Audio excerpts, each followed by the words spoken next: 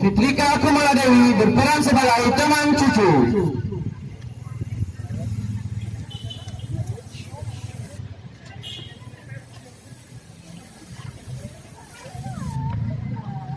Dan saya sendiri, Abel Arya Pratama, berperan sebagai prolog.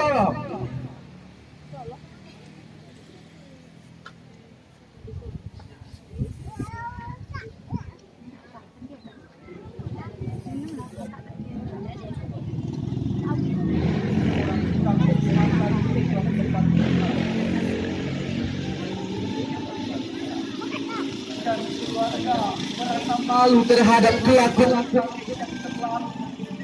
bendera merah putih. Terjadilah percekcokan antara kakek dan keluarga.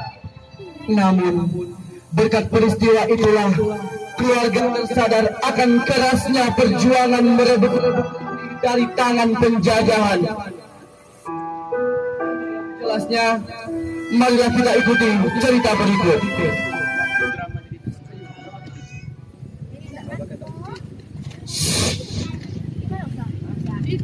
Kakek selalu teringat peristiwa ketika dirobeknya bendera biru Belanda yang memisahkan warna merah putih.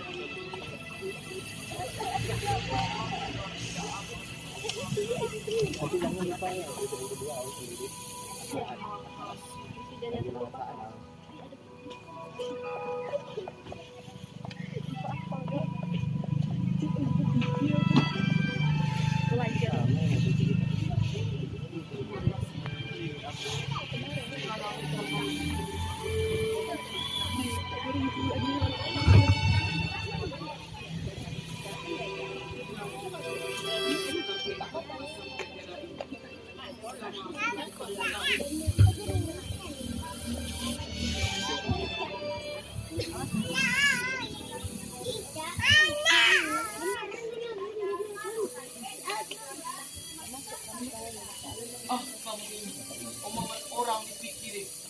Kakek tidak mau tahu. Kakek akan tetap pasang bendera ini. Dengan wajah kesal, sang cucu masuk ke rumah dan menghampiri ibunya yang sedang asik menyulam. Sementara kakek tetap melanjutkan memasang bendera tanpa mempedulikan kekesalan cucunya.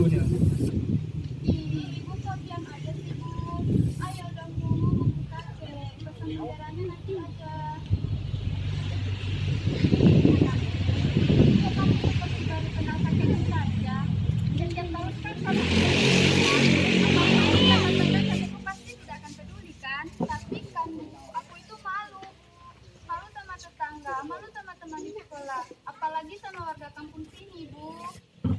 Sudahlah, Nak. Kamu yang sabar. Maklumlah, kakekku kan sudah tua, Nak. Ketika kakek sedang asik dengan benderanya, datanglah Fitrika sebagai teman Meli.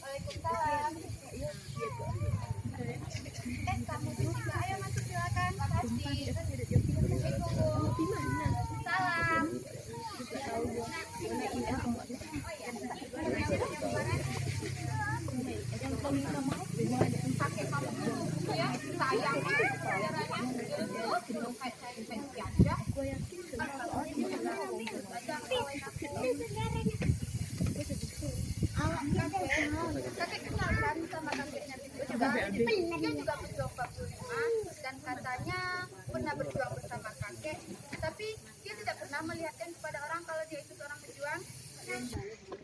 Hamid, dia memang seorang tentara, tapi tidak pernah ikut perang. Dia ditugaskan di bagian logistik. Jadi tahunya cuma makanan saja. Bilang sama kakekku Fitrika bahwa dia adalah tentara yang takut berdiri.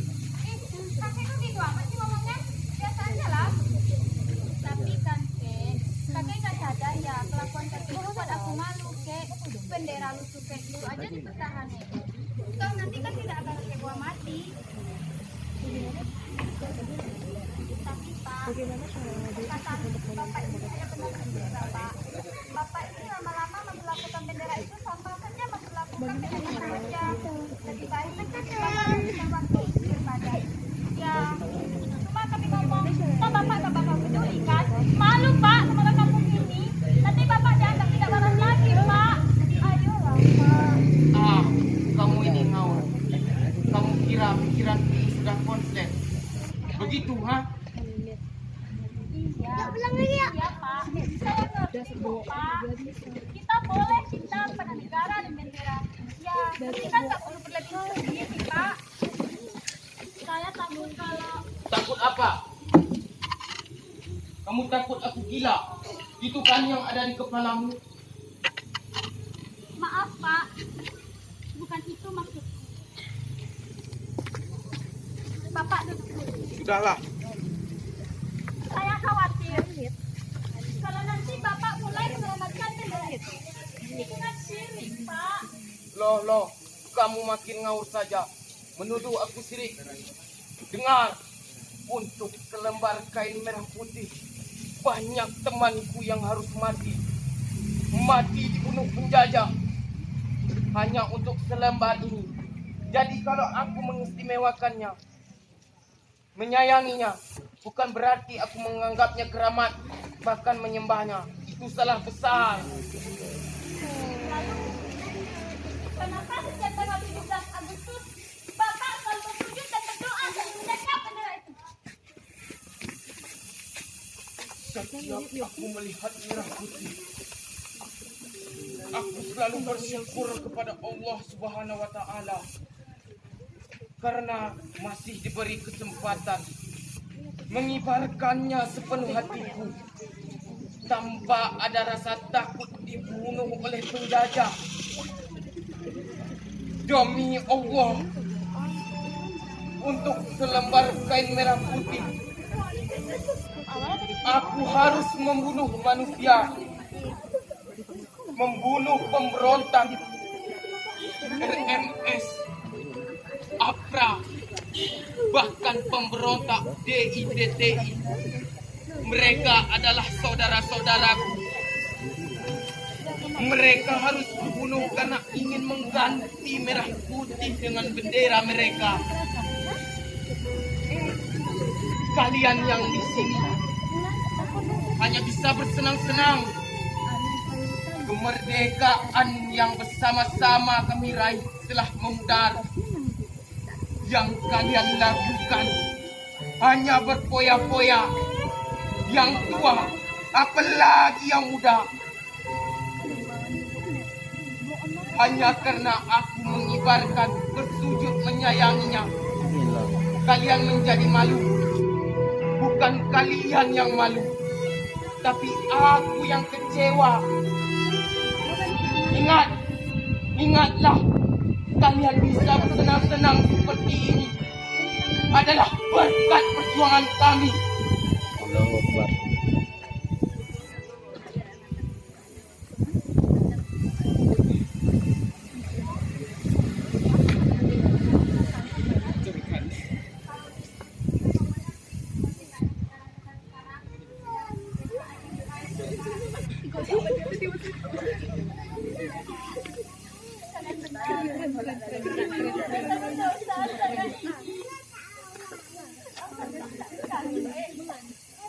Ibu tega menuduh kakek yang bukan-bukan.